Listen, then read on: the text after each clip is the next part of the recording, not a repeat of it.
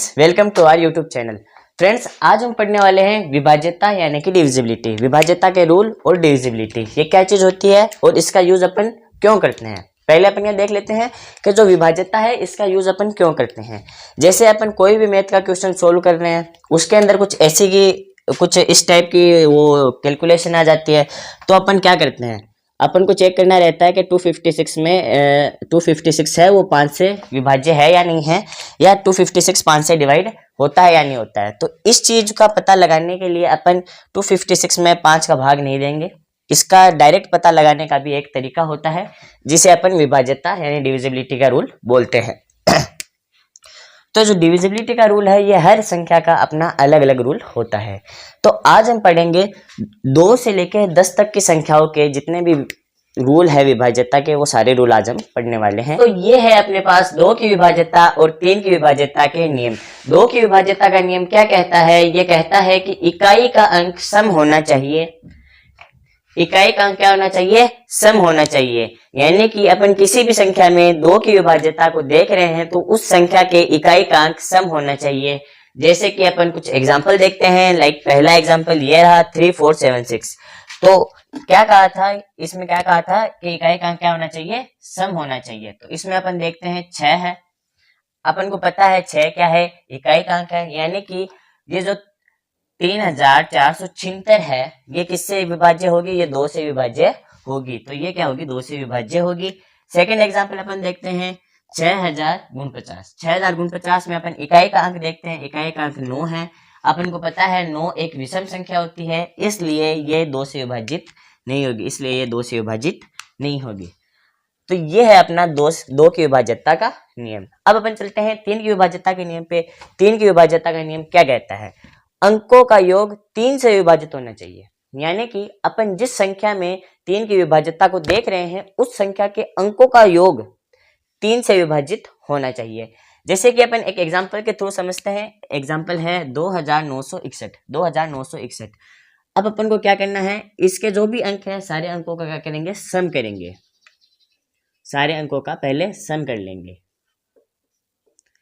तो अब अपन क्या करेंगे, इनका सम किया है तो सम करने पर अपने पास आता है 18।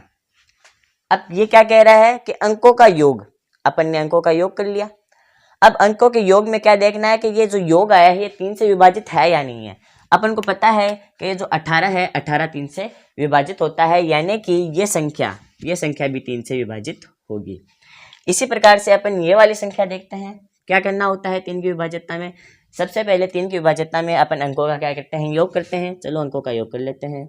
5 + 9 + 4 + 2। तो ये है अपना, अपन इसमें क्या कहा था कि अंकों का योग करना है। अपन अंकों का यहाँ पर योग कर लेते हैं। अंकों का योग करते हैं तो आता है अपने पास 20। अब देखते हैं क्या कहता है, योग करने के बाद में क्या करना है, जो योग आया है वो किससे विभाजित होना चाहिए, 3 से विभाजित होना चाहिए।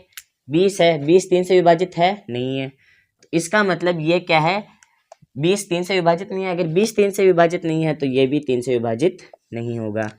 तो ये थी अपनी 2 की विभाज्यता और 3 की विभाज्यता का रूल। एक बार वापस से अपन रिवाइज कर लेते हैं। 2 की विभाज्यता का रूल क्या कहता है, इकाई का अंक क्या होना चाहिए, सम होना चाहिए। वहीं 3 की विभाज्यता का रूल क्या कहता है, ये कहता है कि जो अंकों का योग है वो क्या होना चाहिए, 3 से विभाजित होना चाहिए। तो अगर अंकों का योग 3 से विभाजित होगा तो वो पूरी संख्या भी 3 से विभाजित होगी। अब अपन देखते हैं 4 और 5 का विभाज्यता का रूल। दोस्तों, अब अपने सामने आ गया है 4 की विभाज्यता और 5 की विभाज्यता के नियम। तो 4 की विभाज्यता का नियम क्या कहता है, 4 की विभाज्यता का नियम यह कहता है कि अंतिम 2 अंक 4 से विभाजित होने चाहिए। मतलब कि अपन किसी भी संख्या, जिस संख्या में अपन 4 की विभाज्यता देखना चाह रहे हैं उस संख्या के अंतिम के 2 अंक 4 से विभाज्य होने चाहिए। जैसे कि फॉर एग्जाम्पल अपन ये देख लेते हैं। इसके अंदर अपना एक एग्जाम्पल है ये, इसके अंदर क्या बोला है, अंतिम 2 अंक देख लेते हैं। क्या है, 24 है। अंतिम 2 अंक 4 से विभाजित होने चाहिए। अपन को पता है कि 24 4 से विभाज्य है। 24 4 से विभाज्य है, यानी कि ये पूरी संख्या भी 4 से विभाजित होगी। एक एग्जाम्पल और देख लेते हैं। क्या है, अंतिम 2 अंक। सबसे पहले 4 की विभाज्यता में क्या देखेंगे, अंतिम 2 अंक। तो अंतिम 2 अंक क्या है, यहाँ पर 15 है। अपन को पता है कि जो 15 है वो 4 के पहाड़े में कहीं पर भी नहीं आता, यानी कि जो 15 है वो 4 से विभाजित नहीं है। अब 15 4 से विभाजित नहीं है, यानी कि ये पूरी संख्या भी 4 से विभाजित नहीं होगी।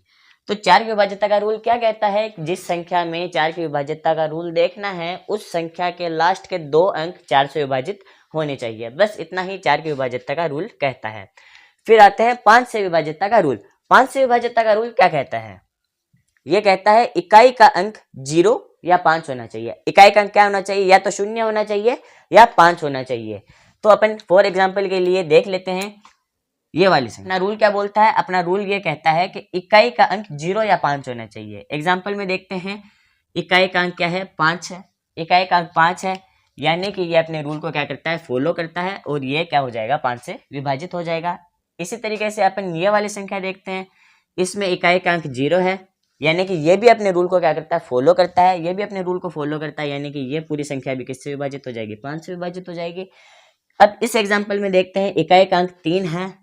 अपना रूल क्या कहता है? 0 और 5 होना चाहिए इकाई के अंक पर। यहाँ पर क्या है? 3 है। इसका मतलब क्या हुआ कि ये 5 से विभाज्य नहीं है। तो अपन ने देखा है 4 का और 5 के विभाज्यता का रूल। एक बार वापस से अपन रिवाइज कर लेते हैं। 4 की विभाज्यता का रूल क्या कहता है? अंतिम 2 अंक 4 से विभाजित होने चाहिए। 5 की विभाज्यता का रूल क्या कहता है? इकाई के अंक पर 0 या 5 होना चाहिए। अब अपन 6 और 7 की विभाज्यता के रूल देख लेते हैं। तो दोस्तों अब हम देखते हैं 6 की विभाज्यता और 7 की विभाज्यता के नियम। तो पहले अपन देखते हैं 6 की विभाज्यता। 6 की विभाज्यता का नियम क्या कहता है? 2 एवं 3 दोनों से विभाजित होना चाहिए। मतलब कि अपन जिस संख्या में 6 की विभाज्यता को देख रहे हैं, यानी जिस संख्या में अपन चाहते हैं कि हम पता लगा सकें कि इसमें 6 से ये विभाज्य है या नहीं है, तो उस संख्या में पहले अपन को 2 की विभाज्यता और 3 की विभाज्यता देखनी होगी। अगर उस संख्या में 2 और 3, अगर वो संख्या 2 और 3 दोनों से अगर विभाजित होती है, इसका मतलब है कि वो 6 से भी विभाजित होगी। तो इसको अपन एग्जाम्पल से समझते हैं ताकि अपन को ज्यादा क्लियरिटी आएगी। एग्जाम्पल है अपने पास 6702। इसके अपन पहले क्या देखते हैं? 2 की विभाज्यता देखते हैं। अपनी 2 की विभाज्यता क्या कहती है? 2 की विभाज्यता ये कहती है कि इकाई का अंक सम होना चाहिए। हाँ, इकाई का अंक सम है, यानी कि ये क्या है? 2 से विभाज्य है। इकाई का अंक सम होने पर 2 से विभाज्य है। फिर क्या है? 3 से विभाज्यता देखते हैं। 3 से विभाज्यता क्या कहती है? पहले संख्या के अंकों को जोड़ो। तो चलो जोड़ते हैं। 6 + 7 + 0 + 2 क्या कहती है? ये कह रही है कि क्या करो? पहले ये संख्या के अंकों को जोड़ो, संख्या के अंकों का योग करो, फिर उस योग को देखो कि उसमें 3 से वो विभाज्य है या फिर नहीं है। तो अपन 6 + 7 + 0 + 2 करते हैं तो क्या आता है? 15। यानी कि 15 3 से विभाजित होता है, यानी कि ये संख्या भी किससे विभाजित हो जाएगी? 3 से विभाज्य है। ये संख्या भी किससे विभाजित है? 3 से विभाजित है। यानी कि 6702 2 से भी विभाज्य है और 3 से विभाजित है। यानी कि ये अपना रूल पूरा करती है कि 2 एवं 3 दोनों से विभाजित होनी चाहिए, तो ये 6 से विभाजित होगी। यानी कि 6702 2 से भी विभाजित है, 3 से विभाजित है, अतः ये 6 से भी विभाजित होगी। एक एग्जाम्पल और देख लेते हैं ताकि थोड़ी क्लियरिटी और आ जाए। एग्जाम्पल में देखते हैं अपन, पहले क्या है? 2 से विभाज्यता देखनी है, फिर 3 से विभाज्यता देखनी है। इकाई का अंक क्या होना चाहिए? सम होगा, तब वो क्या होगी? 2 से विभाज्य होगी। इसमें इकाई का अंक 9 है, यानी ये विषम है, इसका मतलब ये 2 से विभाज्य नहीं है। अगर दोनों में से कोई एक भी इनवैलिड हो जाता है, इसका मतलब वो 6 से विभाज्य नहीं है। यहाँ पर 2 का रूल इनवैलिड हो रहा है, इसका मतलब ये 6 से विभाज्य नहीं है, ये 6 से विभाज्य नहीं है। अब अपन देखते हैं 7 से विभाज्यता का रूल। 7 से विभाज्यता का रूल क्या कहता है? कि इकाई के अंक को 5 से गुणा करके शेष बची हुई संख्या में जोड़ दो। यानी कि इकाई का अंक है, इसको 5 से मल्टीप्लाई करो और शेष बची हुई संख्या में जोड़ दो। यदि प्राप्त संख्या 7 से विभाज्य है तो वह पूरी संख्या भी 7 से विभाज्य होगी। यानी कि देखो अपन डायरेक्ट एग्जांपल से समझते हैं, क्योंकि ये थोड़ा सा कॉम्प्लिकेटेड हो सकता है, इसलिए इसको समझने में थोड़ी कठिनाई आ सकती है। अपन डायरेक्ट क्या करते हैं? इसको एग्जाम्पल के थ्रू समझने की कोशिश करते हैं। इकाई का अंक 5 है। क्या कह रहा है? इकाई के अंक को किससे मल्टीप्लाई करो? 5 से। 5 को 5 से मल्टीप्लाई कर दो। फिर क्या कह रहा है? शेष बची संख्या को जोड़ दो। शेष बची संख्या क्या बची? 87। तो इसके अंदर 87 जोड़ देते हैं। तो क्या आ रहा है? 25 प्लस 87, 25 प्लस 87 यानी कि ये हो गई 112, 112 हो गई। अब ये प्राप्त संख्या, अब इस प्राप्त संख्या ये 7 से विभाज्य है या नहीं है, इसको चेक करने के लिए अपन क्या करेंगे, वापस से क्या करेंगे, इकाई के अंक को क्या करेंगे 5 से मल्टीप्लाई करेंगे। इकाई के अंक को 5 से मल्टीप्लाई किया, शेष बची हुई संख्या को जोड़ दिया, तो क्या आ रहा है 21 आ रहा है। अब अपन क्या देखते हैं, प्राप्त संख्या, अपने पास प्राप्त संख्या क्या आई है 21 आई है। प्राप्त संख्या 7 से विभाज्य है या नहीं है, अपन को पता है 21 7 से विभाज्य है। अगर प्राप्त संख्या 7 से विभाज्य है तो वह पूरी संख्या भी 7 से विभाज्य होगी। यानी कि जो अपन ने, देखो वापस समझते हैं, अपन ने क्या किया, संख्या ली, संख्या के इकाई के अंक को 5 से मल्टीप्लाई किया, शेष बची हुई संख्या को जोड़ दिया। ठीक है, अपने पास ये संख्या आई, इकाई के अंक को लिया, शेष बची हुई संख्या में जोड़ दिया। प्राप्त संख्या 7 से विभाज्य है, अर्थात यह संख्या भी 7 से विभाज्य होगी। तो दोस्तों एक बार अपन वापस से रिवाइज करते हैं। 6 की विभाज्यता का नियम क्या कहता है, जिस संख्या में 6 की विभाज्यता का नियम अपन को देखना है, उस संख्या के अंदर दो, वो जो संख्या है 2 से भी विभाज्य होनी चाहिए और 3 से भी विभाज्य होनी चाहिए। अगर वो 2 और 3 दोनों से विभाजित है तो वो 6 से विभाजित हो जाएगी। इसी हिसाब से अपन 7 का विभाज्यता का नियम देख रहे हैं। 7 की विभाज्यता का नियम क्या कहता है, इकाई के अंक को 5 से मल्टीप्लाई करो और शेष बची हुई संख्या में जोड़ दो। फिर जो शेष बची हुई संख्या में जोड़ने के बाद में जो रिजल्ट अपने पास आता है, वो रिजल्ट अगर 7 से विभाजित है तो वो पूरी संख्या भी किससे विभाजित हो जाएगी, 7 से विभाजित हो जाएगी। तो दोस्तों ये थे अपने 6 और 7 से विभाज्यता का रूल। अब अपन देखते हैं 8, 9 और 10। तो अब अपन देखते हैं 8 की विभाज्यता और 9 की विभाज्यता का रूल क्या कहता है। 8 की विभाज्यता का रूल देखते हैं। 8 की विभाज्यता का रूल कहता है अंतिम 3 अंक 8 से विभाजित होने चाहिए। यानी कि जिस संख्या में अपन 8 की विभाज्यता देख रहे हैं उस संख्या के अंतिम 3 अंक 8 से विभाजित होने चाहिए, तो पूरी संख्या भी किससे विभाजित हो जाएगी, 8 से विभाजित हो जाएगी। अपन एक एग्जांपल देखते हैं, जैसे कि ये संख्या लिखी हुई है, इस संख्या में क्या, ये क्या कहता है, अंतिम 3 अंक, अंतिम 3 अंक देख लिए, अंतिम 3 अंक किससे विभाजित होने चाहिए, 8 से। हाँ भाई, ये अंतिम 3 अंक क्या है 032, ये 8 से विभाजित है, तो ये पूरी संख्या भी 8 से विभाजित होगी। हाँ, 32 8 से विभाजित है, इसलिए ये पूरी संख्या 8 से विभाजित हो जाएगी। विभाज्यता का रूल देखते हैं, क्या कह रहा है, अंकों का योग 9 से विभाजित होना चाहिए। अंकों का योग 9 से विभाजित होना चाहिए, यानी कि अपन जिस संख्या में 9 से विभाज्यता देखना चाह रहे हैं उस संख्या के अंकों का योग 9 से विभाजित होना चाहिए। एक एग्जाम्पल देखते हैं, क्या कह रहा है, ये कह रहा है पहले अंकों का योग करो। ठीक है भाई, अंकों का अपन योग करते हैं। अंकों का योग करने पर अपन को प्राप्त हुआ है 18। अब अंकों का योग अगर 9 से विभाजित है तो पूरी संख्या भी 9 से विभाजित होगी। हाँ, 18 9 से विभाजित है, यानी कि अब ये पूरी संख्या भी 9 से विभाज्य होगी।